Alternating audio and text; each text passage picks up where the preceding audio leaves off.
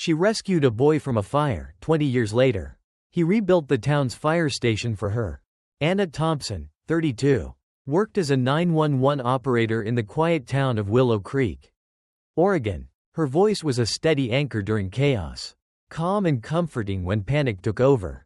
Years of answering emergency calls had taught her to stay cool when others couldn't. A single mom to her 7-year-old son, Anna lived a simple life. Their small apartment was bright with her son's crayon drawings taped to the walls. A faded photo of her mother, a paramedic, hung in a frame by the couch. Anna kept to herself, working night shifts while her son stayed with a kind neighbor. This arrangement stretched her tight budget but made childcare possible. Most people in Willow Creek didn't know the weight Anna carried inside. Her mother had died saving a family from a car wreck when Anna was 10. Her mother's last words echoed in her mind, "Do what's right, Anna, when the time comes." That time arrived on a rainy October night in 2010. Anna was driving home after her shift, her car's clock glowing 1:43 a.m. A strange red light flickered through the misty trees along Cedar Lane. She slowed down and saw dark smoke curling from a small house tucked behind oaks. Her operator instincts snapped on. She parked, grabbed her phone, and called 911.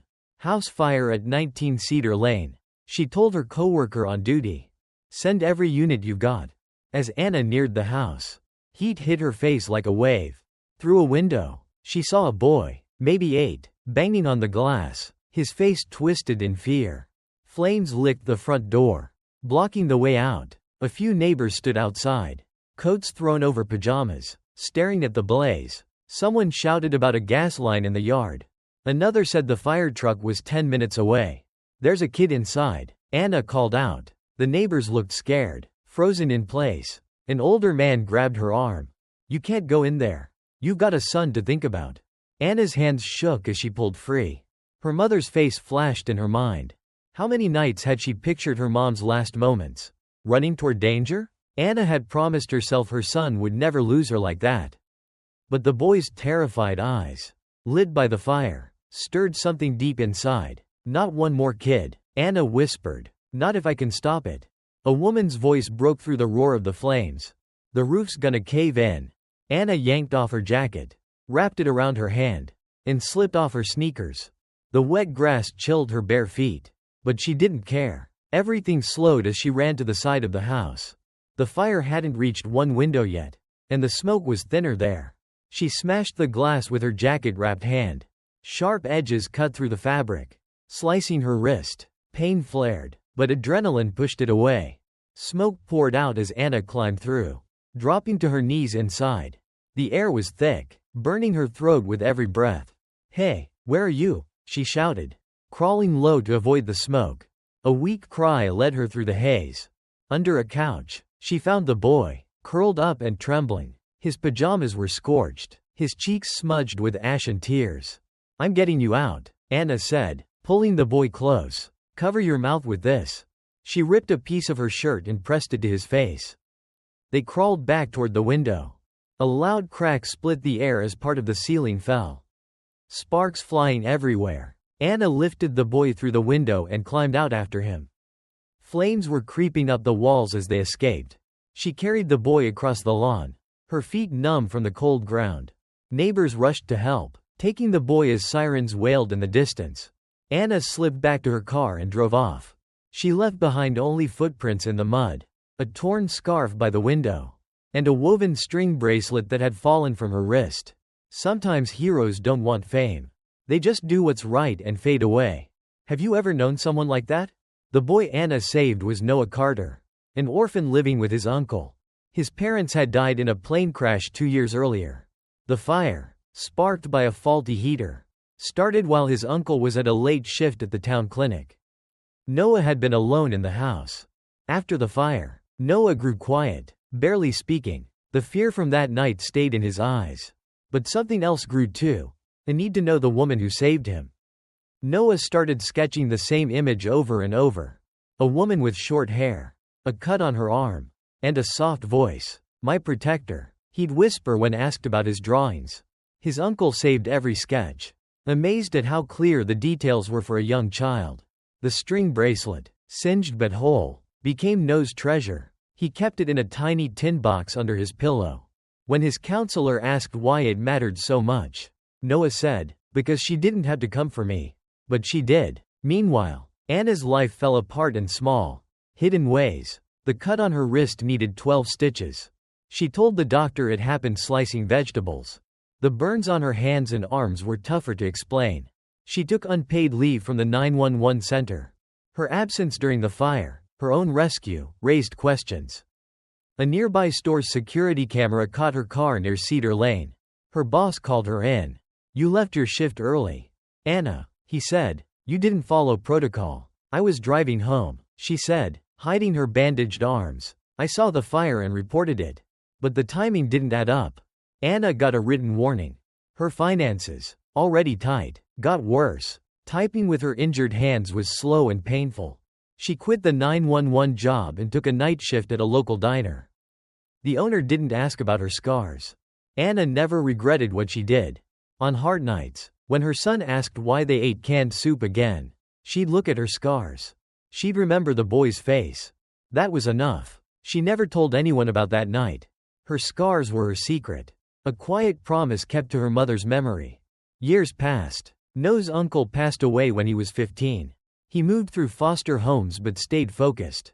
He loved math and coding, excelling in school. By 19, he built his first app. By 23, his tech startup caught the eye of big investors. By 27, Noah Carter became Noah Evans.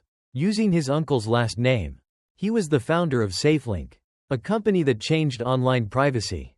In 2030, nearly 20 years after the fire, Anna, now 52, got a strange call. She was wiping down tables at the diner before dawn. "Is this Anna Thompson?" a man asked. "Yes. Who's this?" "You lived in Willow Creek in 2010, right?" Anna's stomach twisted. "Who are you? Do you still have that string bracelet?" She hung up, her hands shaking. Anna had never spoken of the bracelet.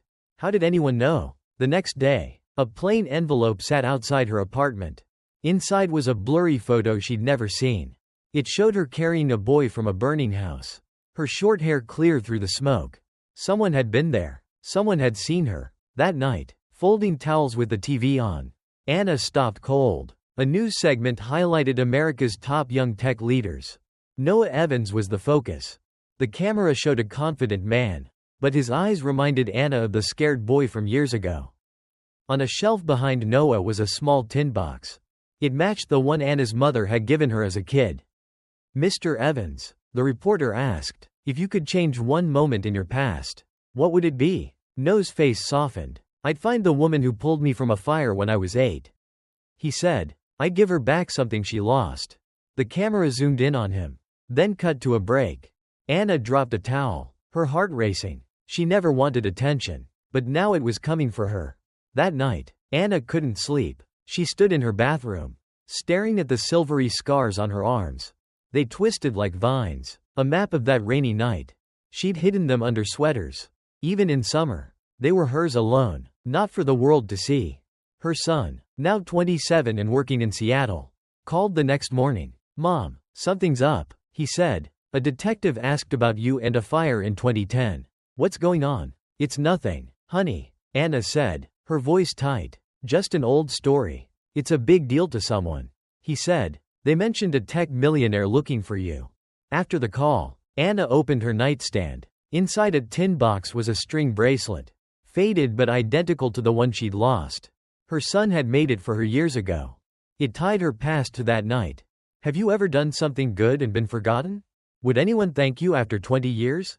Anna's quiet life unraveled fast. A local blogger found her name in Old Town files. They wrote a post, "Willow Creek's hidden hero? Local woman may have saved tech star." Soon, news vans parked outside her apartment. Old co-workers from the 911 center gave interviews. They said they never knew shy Anna could be so brave.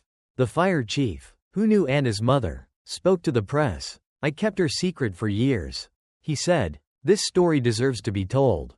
Anna stopped answering her door. She called in sick to the diner and closed her blinds. The spotlight felt wrong, like her private courage was now a show. "I didn't want this," she told her son on the phone. "I just did what felt right." "Mom, Not everyone would run into a fire. He said, "This man's been searching for you for years. Maybe talk to him?" Anna stayed silent. Online, the story grew. People used hashtag #FindAnnaWillowCreek to share her tale. Some called her a hero. Others wondered why she hid for so long. Bloggers found her 911 center warning.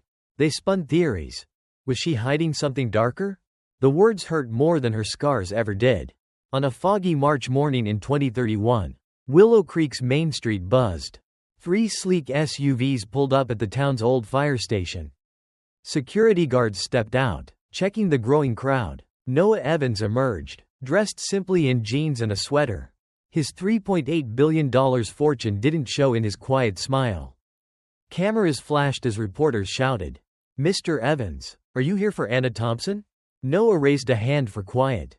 "I'm meeting with the mayor and fire chief," he said. "Then I'll speak." The meeting was quick. When Noah stepped out, the mayor and chief looked stunned. "People of Willow Creek," Noah began, his voice clear. 20 years ago, I was an 8-year-old trapped in a fire on Cedar Lane. Experts said I had minutes before the flames reached me. The fire truck was too far away." He paused, steadying himself. "Someone made the difference. Someone risked her life for a kid she didn't know. An assistant set up a screen. This video has never been public," Noah said. The grainy clip showed Anna carrying Noah from the burning house. A neighbor's camera had caught it. Her face fierce through the smoke. "For 20 years, I've looked for her," Noah said. "I checked hospital records, talked to witnesses, hired detectives. I found her here, still in Willow Creek, still working nights, still hiding her scars." The crowd whispered. "Today, I'm announcing I bought this fire station," Noah said. "With the town's approval, I'll rebuild it as a top emergency hub. But it comes with a name, the Anna Thompson Emergency Center." Gasps spread through the crowd. "It'll be the best in Oregon, with gear and training for towns like ours. I'm also starting a $12 million fund for kids of first responders." Reporters yelled questions, but Noah held up a hand. "One more thing," he said. He pulled a tin box from his pocket. Inside was the singed string bracelet. "This fell from her wrist when she saved me," Noah said. "It's worth more to me than anything I own." The crowd hushed, some wiping tears. "Anna Thompson, if you're out there, this is yours." At the edge of the crowd, under a pine tree, Anna watched. She hadn't planned to come. But something pulled her here. A need to understand. Seeing the bracelet, hearing Noah's words, shifted something inside. Her story wasn't just hers anymore. As people left, Anna walked toward the station. A guard stopped her. "Ma'am, this area's closed." Anna paused, then rolled up her sleeve. Her scars matched the video perfectly. The guard's eyes widened. He spoke into his radio. Noah stepped out. They stared at each other, a woman who faced fire and the boy she saved. Now grown. "You kept it," Anna said, eyeing the box. "It was all I had of you." Noah said, "My uncle said it proved heroes are real." Anna smiled faintly. "I'm no hero. Just an operator who broke the rules." "You're why I'm here," Noah said. "And why SafeLink exists. Our motto is, every second counts because of you." The next day, Willow Creek saw something special. The ceremony for the new emergency center became a celebration. Anna, convinced to attend, stood under a banner with her mother's words, "Courage is fear that keeps going." She faced her town, no longer hidden. Her scars, once a secret, were now a story of hope.